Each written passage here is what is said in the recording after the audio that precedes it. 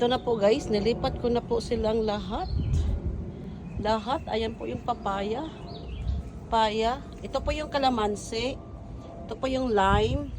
Siyempre yung selico. Ito po yung lemon. Puro po siya lemon guys. Namulaklak na siya guys. Oh, yan po mga lemon. Oh, 'di ba? Napagod si mama. Sa kalipat-lipat, grabe. Di mo yung papaya namin. Yes. Sana mabuhay to ulit. Hi guys! Finally, tapos na po yung garden natin. Nilipat ko na lahat ng mga kalamansi, mga lemon, mga papaya dyan. Ang dusngit ko na. Diyos ko Lord. But anyway talaga. Magkape tayo guys. Uy, taga ko na din nag-coffee. Diba? So coffee tayo. Yan na naman syempre yung coffee natin. Tapos may ano tayo dito guys. Tinapay, merienda. Merienda tayo kasi napagod tayo sa kakatanim.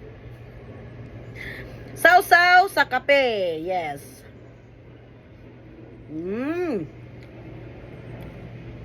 Tapos na po ako nagluto ng dinner. Ang aga ko nagluto ng dinner kasi magtanim ako ng palaya ngayon para yun mo yung damit ko, diba? Tapos na ako all day ako ngayon guys kaya ng umaga pa ako nag-start na maglipat ng mga tanim sa malaking paso.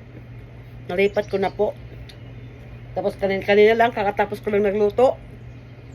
So nagugutom ako, nagluluto ako, pero magkape tayo. Magmerienda tayo guys, syempre. Bye everyone, God bless. Have a blessed day. Oh, ingat tayo lagi. Bye.